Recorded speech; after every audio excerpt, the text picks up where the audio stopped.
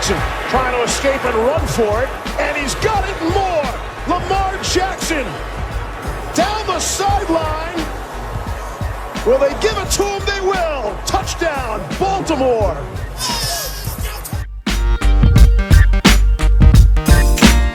And with 1:17 left to play on Wild Card Weekend, the Hayes in the barn.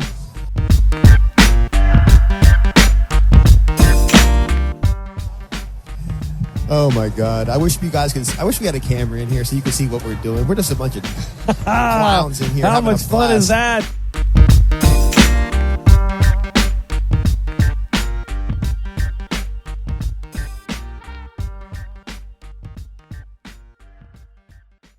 All right, welcome on back to another edition of the Baltimore Beatdown Podcast. It is Friday, October 8th, 2021, coming at you guys with another lunch hour episode type deal, similar to what we did last week on Friday. Apologies for anyone expecting the pod in the morning, but it's been a little bit of a busy week, busy couple weeks, really, for the both of us, myself, Jake Luke, and, of course, Spencer Nathaniel Schultz, who I'm joined by on my screen right now. Hello, everybody. I think we're in a good place, though. I think we're chill right now. So I think so too. It's a Friday. You know, we got the good vibes going. Friday rolling, as Bill Simmons used to do. I don't know if he still does that, but here we are. Ravens have a Monday night game coming up on the docket, so there will be no Sunday game. It's going to be another prime time spot, and they are going to be on display for the rest of the world to see. So. We're excited about that. We're excited to break that game down versus the team from Indy, as a friend of ours likes to say. So, yeah, it's going to be kind of a low-key, episode. We're cranking it out and getting you guys the preview that you want and deserve. Getting it done. The Indianapolis, we'll call them the Colts or the Bolts or I guess can't call them Bolts, but that team that used to be here comes to town. They're a feisty group that is definitely trying to dig themselves and claw themselves back into a good spot, and they've done that a little bit, coming off of a win in Miami, and they were back against the wall. If they lose last week, there's a very different vibe about this team, and they're definitely going to be coming downhill. They've got some big-time players, some really physical, elite, kind of instinctive, smart, physical players on both sides of the football. And Carson Wentz, for whatever reason, is like a magic man against the Ravens. He can pull a rabbit out of his ass. His rookie year, when he had ups and downs, he took the Ravens to the wire there a little bit, late comeback type of deal. Last year, we all remember that kind of bad meltdown that the Ravens had against the Eagles. And he's playing better this year. Definitely playing a little bit better, and we'll get into all that stuff. But Monday night, the bank will be rocking.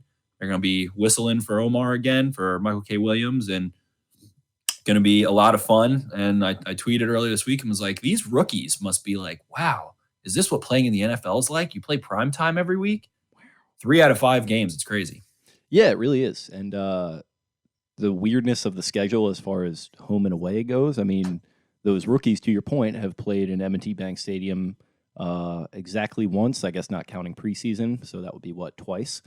In that event. So yeah, it definitely is an interesting sort of split in that regard. But I don't know. Yeah, this is kind of one that, like I said, I think we can keep relatively low key because I don't necessarily think either of us expect this to be a huge challenge for the Ravens. Maybe correct me if I'm wrong, but yeah, Colts playing a little bit better, but yeah, it's just it's not really bringing the juice in the same way that the last Monday night game did here.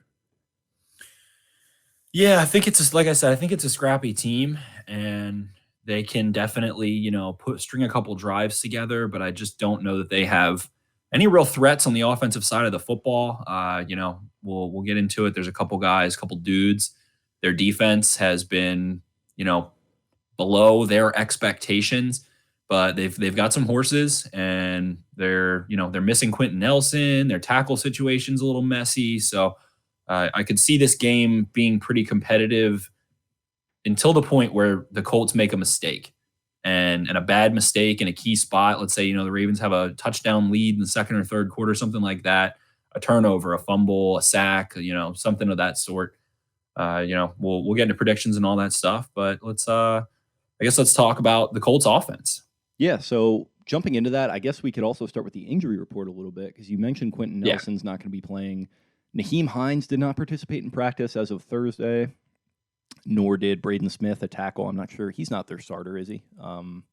Yes, he should be. He is? Okay, so he did not practice. And then Carson Wentz, full participation, but dealing with 2 sprained ankles. So that was kind of something that a little bit of a funny storyline that was circulating on Twitter recently, but very real thing for him, where he's a guy who's historically been a mobile quarterback. He likes to, at the very least, he likes to kind of dance around in the pocket and use his size and his frame and mobility to cause problems for defenses. It seems like that's maybe going to be a little bit less of a part of his game here as he continues to rack up these injuries, and he's doing so in a year that's pretty crucial for him if he's going to continue on as a starter in this league. So he's on the injury report. Nyheim Hines on the injury report is another notable player, but they got some guys still in the mix as well. Michael Pittman, Zach Pascal, pretty solid wide receiver. So they have some players. Looks like Eric Fisher starting at left tackle. Ryan Kelly, a decent player at center. It looks like they're not playing well by PFF metrics along the offensive line. But, Zach Pascal in the slot, Michael Pittman out wide on the left here, and Paris Campbell also starting at wide receiver. So it's an interesting smattering of players that I don't know like how well they necessarily fit together, but they're getting some football out of them. Yeah, they're obviously without Quentin Nelson. Braden Smith, I don't think has played since week 2, if I'm not mistaken. He's a big-time tackle there that they signed to a big extension, traditionally one of the better ones in the NFL. And I just think that they have a couple horses there, and getting into the numbers and kind of the tape a little bit of what I saw. Carson Wentz isn't playing bad. He's not turning the ball over. He's definitely still taking sacks, but he's 8th in Sports Info Solutions points earned, which is kind of like going beyond EPA. I've explained that on here before, but going beyond EPA and accounting for the performance of all 11 and 22 players on the field. So he's actually 2 spots below Lamar Jackson there, who's 6th, just in terms of passing. They don't really use a lot of play action. They're 20% right around, which is 26th in the NFL. So they're more of a straight drop back team. Wentz has actually had a lower completion percentage on play action than he has without play action. I think 21 of 34 qualifying quarterbacks have had higher on play action. Obviously, play action going to open some things up most of the time, especially if it's well designed. He's been hit while he's been throwing 6 times, which is the 2nd most in the NFL, and sacked 9 times, which is not the 6th most in the NFL. So, they've got some big-time blown blocks. Eric Fisher, they signed from the Colts coming off of an injury. He's, I think, 3rd in the NFL in blown blocks. So getting, Braden Smith back, if he can play, would be big for them. They also have, what's his name? Mark Glowinski. I can't remember his name. Glowinski. Mark Glowinski has 9, which 7 of those are in pass pro. So I don't think they're doing so hot in terms of consistent pass pro, but that has invited teams to blitz them quite a bit. They don't have I think they're 20th in pass attempts, right around there, but they've been blitzed the 12th most times in the NFL, 23 of 34 for Carson Wentz against the blitz, 233 yards, only 161 air yards, which is by far the fewest of any quarterback in terms of the top 15 most blitzes faced. So they kind of like to dink and dunk underneath. He's been sacked 4 times when blitzed, which is tied for the 6th most in the NFL. He's seen the Ravens a couple times at this point. He saw them last year, so he's going to have a level of familiarity. The Colts saw the Ravens last year. The Ravens defense did a great job, especially in that second half, really locking down Frank Reich's offense. So it's going to be interesting to see the battle of attrition there. They don't really use a lot of RPOs. They have thrown 8. 3 of those, though, have gone for 10 yards. They love to throw screens to their running backs. They have 14 total screens, and 9 of those have gone to running backs. Running backs have gotten multiple screens in every game, both Taylor and Hines, big threats after the catch there. So if Hines can't go, that's going to be a heavy workload for Jonathan Taylor and a little bit of Marlon Mack there. So their passing game, kind of dink and dunk underneath, not a lot of play action. They've only thrown the ball 15 times deep or over 20 yards. 22% of Wentz's passes have been deep. That's 22nd in the NFL. They don't run a lot of motion, only 49 dropbacks. They've had motion, 22nd in the NFL as well. Wentz hasn't done particularly well. They haven't generated any explosive plays using motion, or many explosive plays using motion, if I recall correctly. So their passing game, somewhat decently efficient so far. Pass pro has been an issue. You mentioned Pittman. You mentioned Pascal. It looks like they've faced, cover 1 and cover 3. Wentz has been all right, 16th in the NFL in points earned. He likes to spread the ball out, definitely targets Pittman no matter what, but good bit of Pittman targets there. Then against 2 high looks, which is, cover 2, man 2, cover 4, cover 6. He's 7th in points earned. Loves to throw the ball to Pittman and Hines against those 2 high looks. That's 21 of 47 targets. So almost 50% of the time he's targeting Hines or Pittman. So without Hines in this game, potentially that would be a little devastating to his comfort zone. He's going to have to look elsewhere. And Pittman's been a beast, man. We love Pittman. We do. In fact, that was my prediction in the 2020 draft as to who the Ravens would pick in the first round. They obviously went with Patrick Queen. So the way that's worked out is interesting with, obviously Queen is having his struggles, and I think we still believe in him. And I also probably wouldn't trade Michael Pittman for Rashad Bateman. So the way things worked out is fine.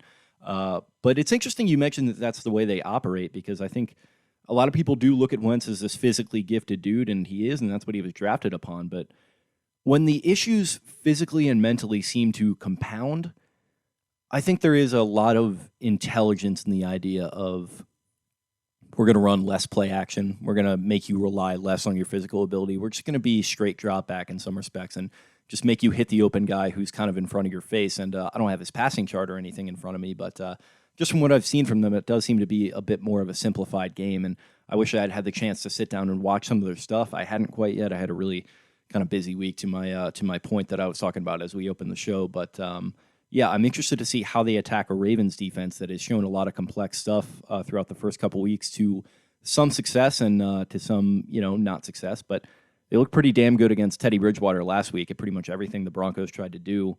Didn't really quite work out, and then Drew Lock could get absolutely nothing going. And I think Drew Lock is an interesting. I don't know the RAS scores off the top of my head, but he might be an interesting comparison for Carson Wentz. Yeah, I think there's some similarities between Locke and Carson Wentz. Like to extend plays, like to fight, traditionally push the ball deep, and all that good stuff. A little sack prone, turnover prone. Deep success capable. Not really consistent on a play-to-play or drive-to-drive basis a lot of the time, aside from Wentz's fantastic 2017. There we go. Yeah. So yeah, I think there's definitely a little bit of likeliness between those two, and they do have a great rushing attack to pair with it. Without having Nelson and without having Smith and Costanzo, retiring, which felt like he was relatively young, but hey, not crazy young. He was in his 30s. But they're a zone heavy team. We know that. We saw that last year. That's Frank Reich. I think they have, so for instance, Jonathan Taylor, obviously their lead back carrying the football, has had 44 carries on zone or split zone, and he's 3rd in points earned on zone concepts. He has only had 13 carries that weren't zone. None of them have gone for 10 yards. No power or man gap scheme stuff has gone for 10 yards. They're a zone team through and through. Jonathan Taylor is a load man. He's an elite athlete. He's a truck. He has runaway speed. Adrian Peterson, people had some comps on him coming out of Wisconsin. I don't think he's quite the extreme level of football player and athlete that Adrian Peterson was, but I don't think he's that far off from what Adrian Peterson was. Not a 99 Madden kind of guy that's winning an MVP after tearing his ACL. No, but there's some similarities there. Elite athlete, can run through contact. Taylor's gotten a little bit better catching the ball. And that's going to be the test. So this Ravens defensive front really is the key to their defensive success right now, it feels like. Jimmy Smith coming back the last 2 weeks has been, I think, a godsend. This team's done a really great job overall, I think, aside from missed tackles, on the back end and in coverage. And this defensive front that, again, didn't have Houston, didn't have Williams, didn't have Matabike. They were trotting out, what's his name? Khalil McKenzie? Is that his name? Yes.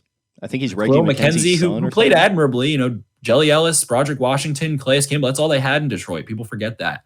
So, and no Justin Houston, who's been really strong against the run. So this Ravens defensive front being able to stuff the run, not allow open rushing lanes and let guys like, Chuck Clark, Malik Harrison, Marlon Humphrey, Patrick Queen go fill is the battle. And I expect if Nyheim Hines is unable to go, I think that really limits what I would like to do if I'm Frank Reich, which is use Nyheim Hines to go attack those linebackers, take them out of the middle of the field, and get some open targets over the middle of the field, sneak some levels concepts, some things like that behind those linebackers. So I think Nyheim Hines a big loss. He's gotten a ton of targets for Carson Wentz. He seems like a great safety valve. I love the player. I think he's electric with the ball in his hands.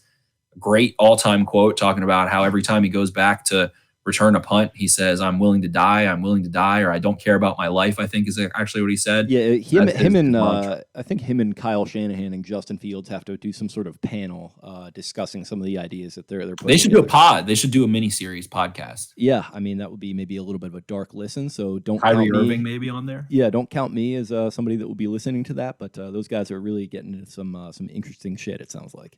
That feels like the antithesis of the Guru Punch podcast with Ronnie Stanley and Marlon Humphrey. Have you been tuning in?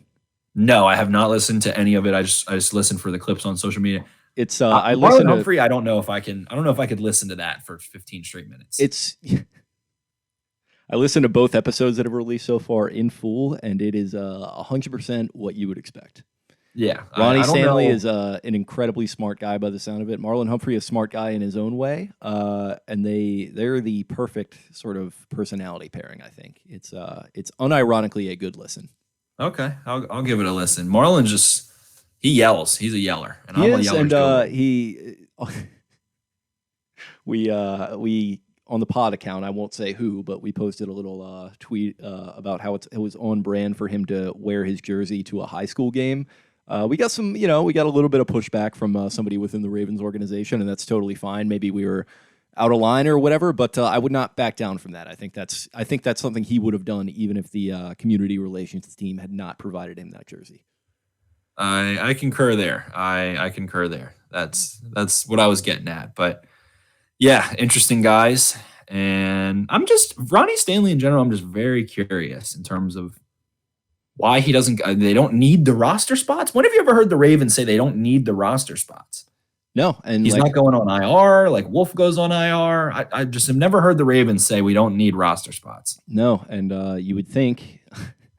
I guess it's interesting you say that, and you would think that they would be thinking the opposite way, but I mean to our point earlier, they did go into Detroit completely handcuffed along the defensive line, unexpectedly, and they have two inactives going into games, which you really don't see very often. They win that game, and they're fucking around with the running back room. They just don't really seem to It just seems like, all right, we're just going to go into this game with what we got, and we're going to win. And to their credit, I guess it's working so far. Yeah, an interesting approach I haven't seen from a Ravens team. Usually they're, really worried about the 53rd guy on the roster and who it's going to be. And is this their preseason?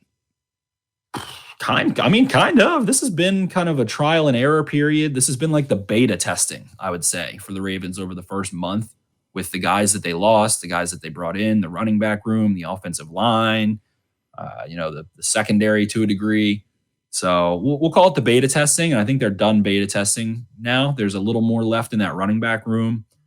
And I'll tell you what, man, I've said it, but I'm intrigued by Le'Veon Bell way more than I thought I would be. Just nothing too crazy last week, but there's that classic, Greg Roman wants the downhill runner and Le'Veon Bell's the patient runner.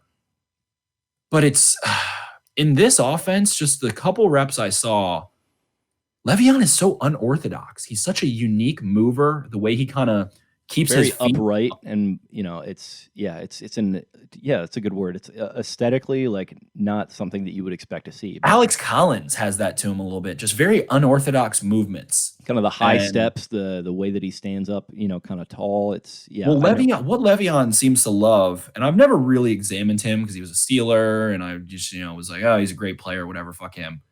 But he doesn't start running.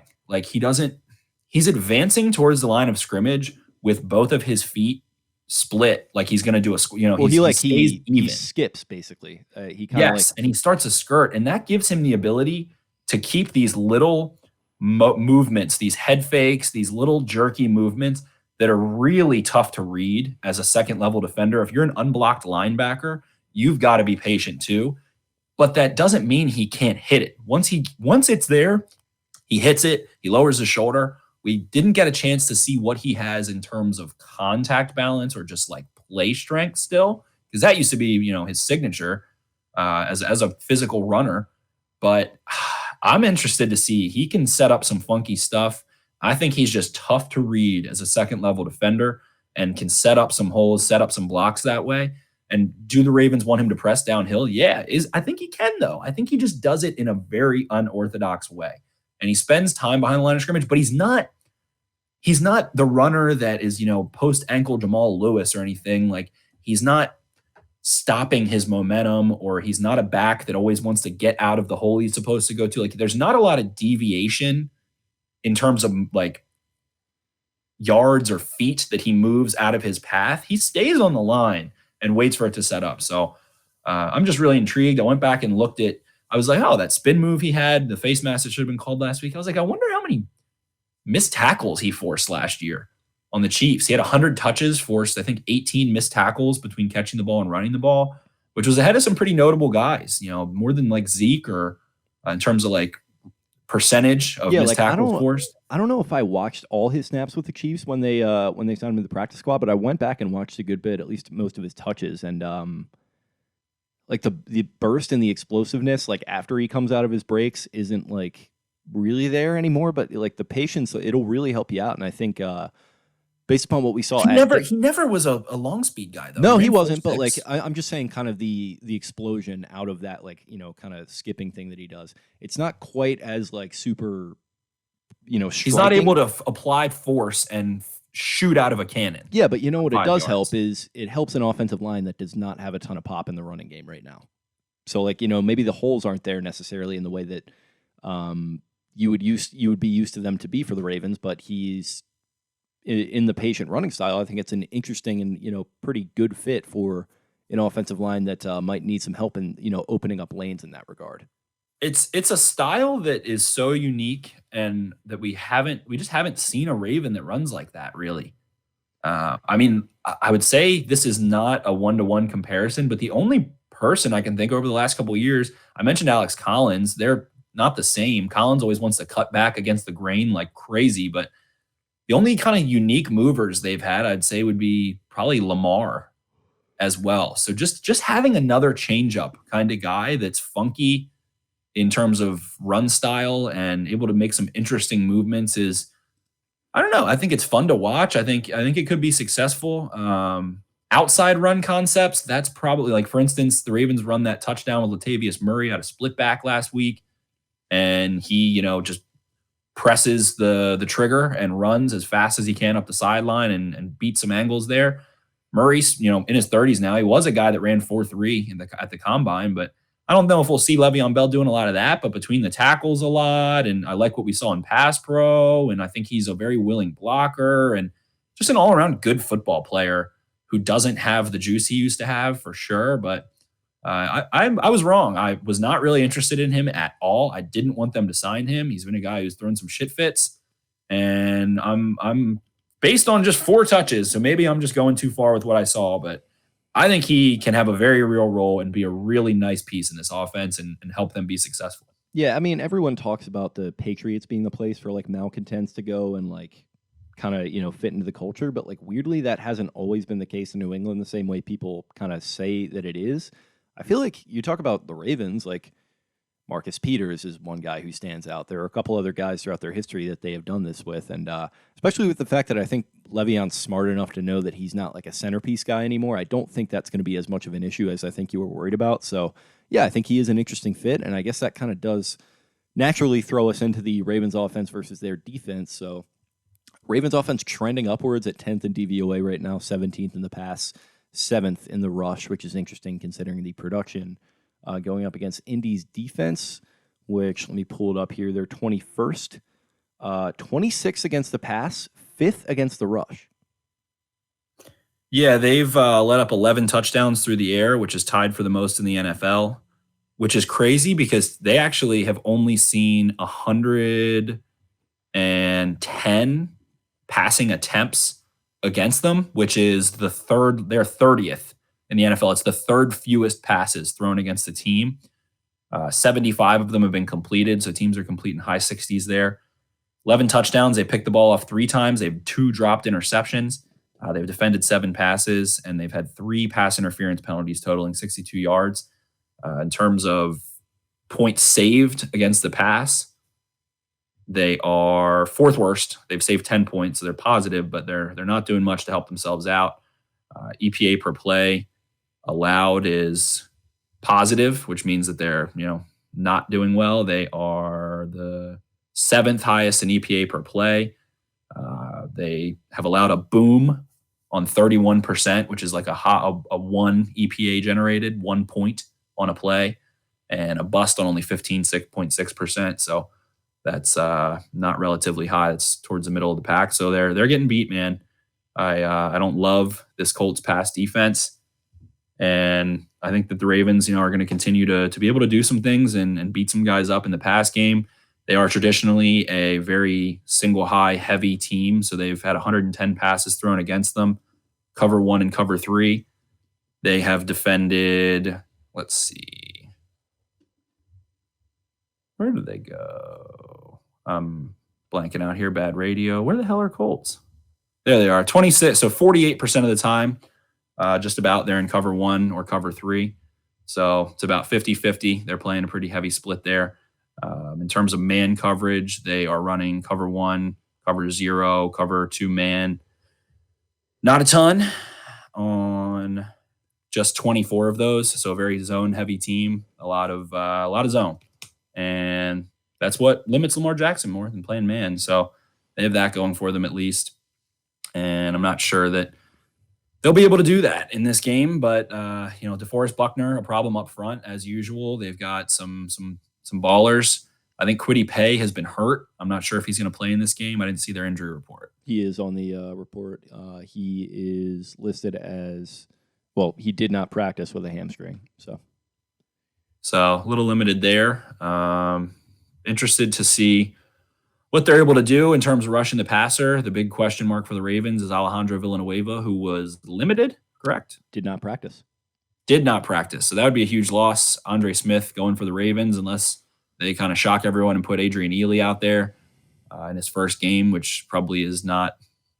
Neither situation is ideal. Yeah, at this point, Smith we don't even have to slow. analyze either guy. It's just like, yeah, it's tough. Like it's a mega tough scene. Yeah, exactly. That's what that phrase was invented for. But Villanueva with a knee, I mean, Harbaugh said he didn't expect it to be an issue at all, like right after that game. So hopefully they're just giving him rest, honestly, and saying like, you know what, like we need you healthy. Like, let's not risk this by putting you out to practice too much this week.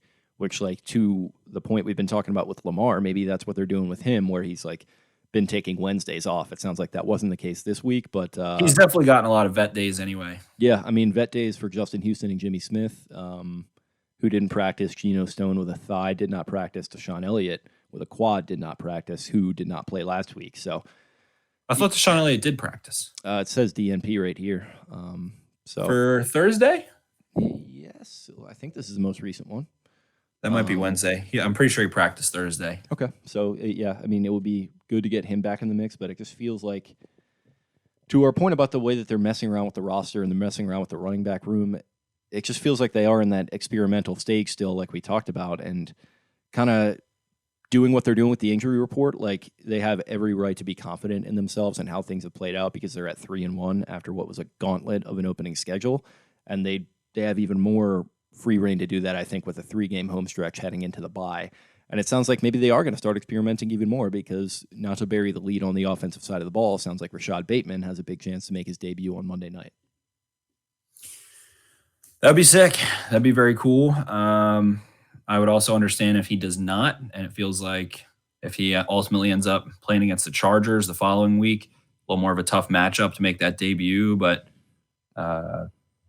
Villanueva being out's big, but other than that, they're about as healthy as they've been, is what it feels like. So Colts have some beaten, broken, bruised, and damned a little bit. Wentz with the 2, ankles that are definitely not helping him.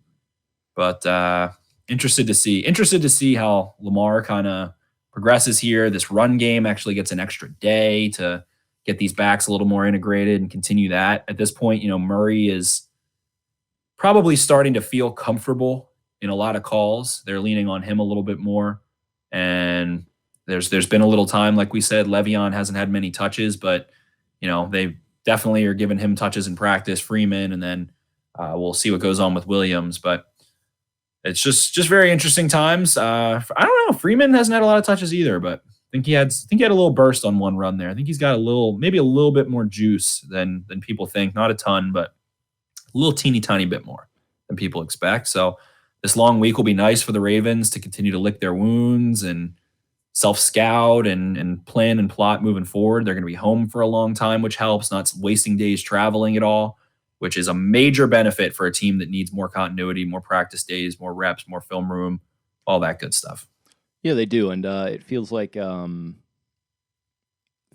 at an interesting inflection point with their talent that they have on the roster and the amount of experience they've racked up over the last couple of years playing in some of these tough games. I think that really helped them out over the first 4 weeks. And the fact that they got out of it at 3-1, we keep harping on it, but it's super impressive. And they've set themselves up really nicely for this 3-game home stretch. For sure. And I'm curious to see how they continue to attack this Colts zone defense. They actually had 61 snaps of zone out of 110. I think I clicked the wrong button. But yeah, this Colts team, gonna want to take the running away. It's impossible now to not know about that streak that the Ravens definitely want and John Harbaugh definitely wants. And, we haven't heard, I don't know, I didn't see the press conference today on Friday, but got to imagine Greg Roman wants to, one of the greatest run game coordinators, especially in modern football, run game designers, even creators, whatever you want to call it. I think his presser might be going on right now. And I think he said something about how they definitely want to get it. So, yeah, so that's going to be a big time battle. And I think it's smart to play the press conference chess game of like, yeah, we want that real bad, and then go try and hit some deep shots, go shred them a little bit in the first half, throwing the football against a team that's struggled to defend the pass, that doesn't really have a ton of pass rushing juice right now. And yeah, so I'm curious to see that, but they're going to want it. They're going to want to run the ball. I don't know. It's tough. Lamar seems not, enthused by the idea of running the ball in the last play last week. He had a sore back. I'm not saying that calling that play was a big deal at all, but just curious to see, how he feels. I don't think he was really looking to go be a 100% committed runner last week that was, juking and jiving and trying to cut guys up and go get explosive runs. It looked like he was trying to just like get first downs and get down a little bit more so. So I'm kind of, hoping that they don't go too crazy about that. And if Lamar's not feeling frisky, which is unlikely on a Monday night at home, so he'll probably have all the juice, all the adrenaline in the world, but hopefully these backs are able to do it and they're able to design some fun stuff using motion or jet sweeps or things like that to get some chunk plays. I don't think we've seen many jet sweep carries, maybe just one, if I'm not mistaken. They had one with Duvernay, I think, one with Hollywood at one point. One with Hollywood too, right? Yeah. So they're mixing it in a little bit, but I think starting to get a little more east-west would be maybe helpful to an offensive line that is having trouble getting north-south.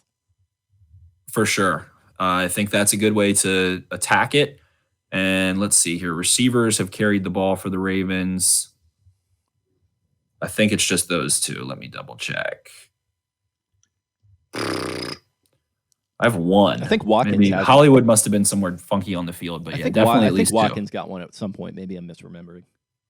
Maybe as well. Yeah. So people lined up at receiver have had one, which is charted as Marquise Brown. I do remember Duvernay. Maybe it was a pass to Duvernay, a little touch pass, something like that. But more of those. Use more of those. Continue to use those RPOs. Continue to do all that good stuff.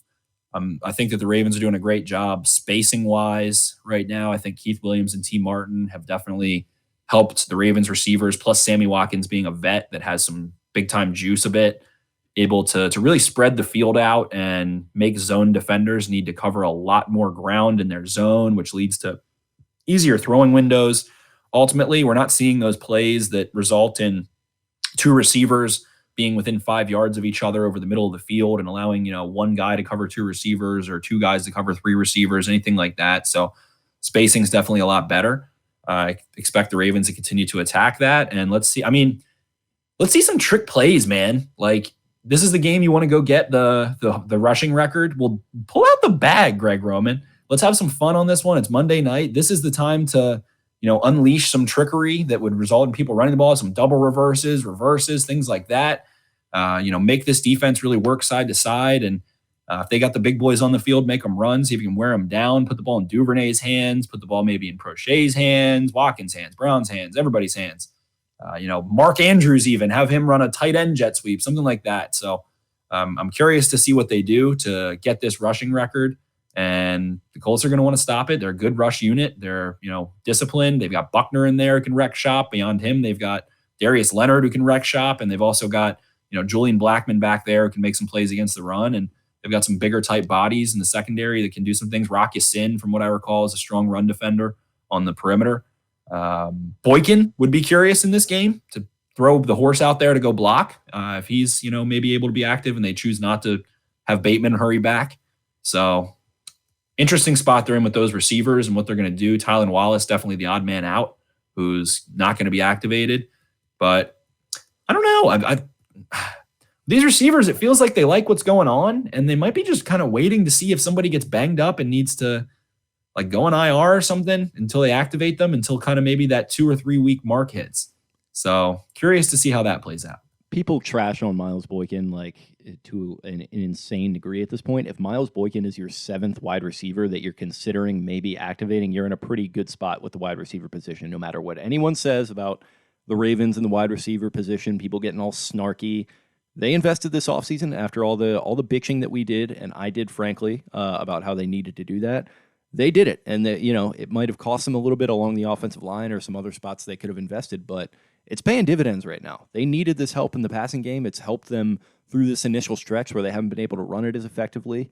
And as far as I'm concerned, the rebuild is at that position at least is it's on very much the right track.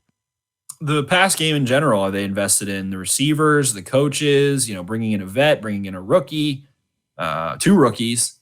So they definitely maxed out in terms of, like you said, renovating that entire room. And I think Williams and Martin have done a great job. I'm not surprised to see Williams start to get, some attention, this offseason, next offseason, something like that. I don't know how long Greg Roman's going to be the Ravens offensive coordinator. It could be another couple of years. They kind of could just have a situation where I've described it previously as, a haven for an X's and O's coordinator who doesn't have major head coaching aspirations, that you get the autonomy to run your side of the ball. Wink and Roman, Harbaugh's got what he wants and what he demands in practice and the way things are run, but he's going to let you call what you want a lot of the time and have all that. So Williams, a guy that feels like he's got a ton of juice, a ton of intelligence, a ton of real world application in the pass game. And I don't know, man, give some credit where it's due. So I think Roman's done a good job letting those guys do their thing and develop more explosive, subtle, kind of violent moving receivers. And this whole thing's been a pleasure to watch. It's been a pleasure to watch the Ravens throw the ball this year. Yeah, it has. It's night and day, I think, from some of the more unwatchable passing attacks that we've seen, even in the Jackson era. So it has been great to see. I'd be curious to see what Keith's, and we're 4 games into his tenure here technically, so we don't have to talk too much about his future, but I'd be curious to see what his aspirations would be in that regard if Roman does move on one way or the other, if he'd be, kind of interested in making a step up, because it seems like the impact he's had on the wide receivers alone is huge, not just on a technical level, but on a personal level, to the point that you mentioned. Well, it goes beyond just receivers. It's the tight ends and the backs too. He works with all those guys in the pass game. 100%. And your point that you've made about how he impressed upon Hollywood Brown that, this game isn't going to be around forever, and that's a big picture meta conversation, that it's seeming to have a smaller picture effect on him, to the point where he's laying out to catch touchdown passes, and he's not taking his mistakes and compounding them and kind of getting in his own head. He seems like a much more mature person, and I think Keith is owed some credit for that. So I'd be interested to see what his future and T's future are, but they're doing a damn good job so far right now. They absolutely are. Yards after the catch, I'm trying to find on a per play basis right now, but yeah, and they're just, making those receivers space better. They're making those receivers get in it. I mean, look at Devin Duvernay. That route that he ran last week where he comes in motion. The Broncos are playing that soft coverage. They play that too high soft, whatever, and comes in motion, starts booking on a wheel route. They've got Hollywood go, take the inside route open. And that for Kareem Jackson, you're looking at one of the maybe like 10 fastest offensive players in the NFL, and Devin Duvernay. Seriously, he can fly. And so Kareem Jackson starts to go upfield. Devin Duvernay hit the brakes, turns back towards the sideline, and gets an easy pitch and catch all the way to the sideline. Like, you can just see the difference in Devin Duvernay, and who knows what he did this offseason without those guys. Well, you tweeted about the touchdown that he should have had going over the middle of the field, where he ran like a stem to the point that I've never really seen him run, and he wins inside leverage with just straight up footwork. And we were worried about his ability to develop into an actual wide receiver as opposed to just being a track star who's used as sort of a gadget guy. Like, that was incredibly nuanced job by him to win leverage and catch that ball. And it should have even been a bigger play. Lamar missed him a little bit, and that's all right. It's going to happen. But yeah, he's been awesome too, man. For sure. And it's nuanced movement, able to be subtle and give some little fakes and wiggle to it, as opposed to, he was just kind of like a speed, hands, and grit receiver where he's got size. He's built like a back a little bit. He can freaking fly, and he's got really solid hands. And we're seeing those nuanced movements out of him that give him another year of training with those guys, and whatever he did this offseason as well. I'm not really sure. He's a pretty quiet guy, but he looks good. He looks really good, and is going to develop into a big time receiver that is playing a lot on the boundary. He's the flanker. He's not the slot guy that we all thought they drafted. He's not super short. He's a bigger guy, so he's a strong guy, having that speed as well. He's Henry Ruggs can fly and is faster than him, ran 4.2 or whatever. Duvernay's 40 wasn't fantastic, but Duvernay's a lot bigger than Henry Ruggs. He's 10, 15, maybe even 20 pounds heavier, got, thick thighs, big trunk. And that's a scary player that I'd like to see them continue to use right now. Everybody's, super high on James Prochet. He had a nice game, able to do some things, after the catch a little bit. He's a tough kind of receiver that fights after the catch. And, I think he was kicking himself after the game because he caught that wide open pass and just kind of went out of bounds, let that defender take an angle. It didn't, go back into space. But we like what we see out of him right now and all those guys. So it's only going to get better with Bateman and Boykin coming back. You're only going to have more types of bodies. You get 2 more boundary bodies. So they're going to have a pretty full arsenal. I think this is going to be the best pass catching unit. Nick Boyle's going to come back too. So suddenly you've got someone who's probably more of a threat big time over Eric Tomlinson, who I think is a unsung hero right now. He's been really nice in the run game and blocking and chipping, and we're going to see more of that against the Colts, especially if Villanueva can't go. You're going to send out Tomlinson or Ricard or Latavius Murray, who's 230 pounds, to go chip like we saw last week and help that offensive line out, which is the responsible thing to do. So it's been a lot of fun to watch. This offense is growing leaps and bounds. Lamar, you can just see the torque he's generating. The base that he has is better. His ability to throw over top instead of a lot of, that 3-quarter motion where he can whip the ball, up to 20 yards. The consistency's there. He's driving the ball to the sideline, the nose of the football spin and all that good stuff. So I just think this pass game has come a long way. And ultimately, if they're able to come out with a win, sitting at 4-1, facing 3 more, home games for the entire month, you're getting guys back. The trade deadline comes up. You're maybe able to dish out some of those late round picks you still have from now or from the following year and go acquire something else that you need. And the Ravens are in a good spot. And this is going to be a fun game. Maybe the Colts are able to be extra feisty. They're kind of, like I said, they're 1-3. They're clawing. They've got a quarterback that can make plays. They've got a running back. Pittman's a big dude, balanced receiver. They've got some horses. They've got some playmakers, but they're not cooking on the level the Ravens have been over the last couple of weeks. So, we're probably both going to pick Ravens wins here. I am picking them to win 31-17. That's a nice score. I like that score. I like to go with the funky scores, but that sounds good. I do too, but it just feels like they're due for just a straight up kind of comfortable win, right? That'd be a 4-touchdown game, and Mark Andrews is due. Longest he's gone in his career without a touchdown through regular season and playoff games. He's gone 8 straight games without a touchdown. Last week, Andre Smith lost me a fantasy game. I have Lamar and Mark Andrews. I lose by 6 points, and that robbed me. So I think we see a Mark Andrews touchdown in this game. I think we see maybe a Tavon Young pick, I think he sneakily is starting to feel real comfy, real comfortable again. It's been a couple weeks to kick that rust off. I'm going to call that. And let's go in the 30s. Let's go. I'm going to go 20s. I'm going to go 20. Ravens 29, Colts 18. I like that. That's a really weird one.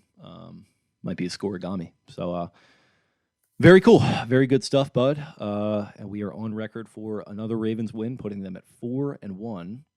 Heading into, is it Chargers or Bengals at home the week after? Chargers, and that's going to be a big game. Chargers are looking like a Super Bowl contender for sure, and they're going to have to do that fabled East Coast from West Coast 1 p.m. kickoff. And I'm going to be on a flight from North Carolina back at, I think it's like 7 a.m. I land. So beers on the plane. That's my favorite way to live life, and I'll be rocking and rolling for that one. I'll be tailgating on Monday. I think I might do this again. There's a place called Hammer Jacks that is under the bridge to the right of the stadium, and I think I'm probably going to go there again. It's I think it's like a $10 ticket, and then there's food and drink inside. They've got live music. They've got a gigantic screen. They played Red Zone on last week. I don't know what they'll play this week. I guess some NFL stuff. So it's a good time, and maybe that's where I'll be if anyone wants to come meet up, looking for a place to go. And if not, I'll post on Twitter to try and meet up with some people and get all this good stuff going.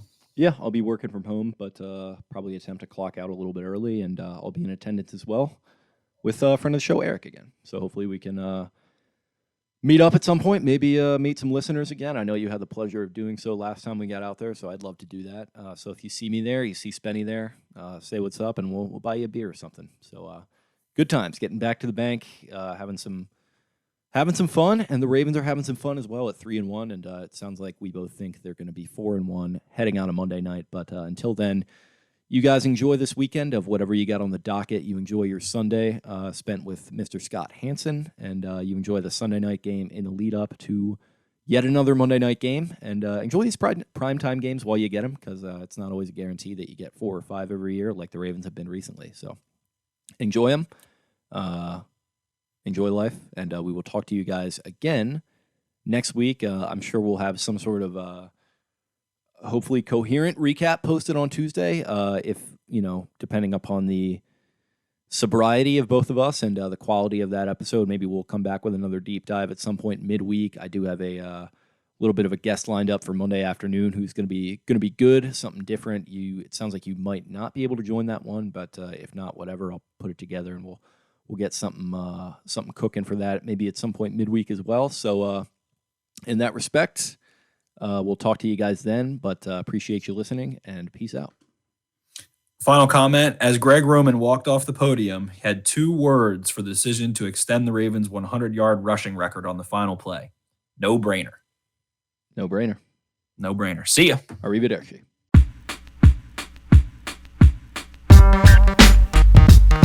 Gorlami. Gorlami. Arrivederci. Arrivederci.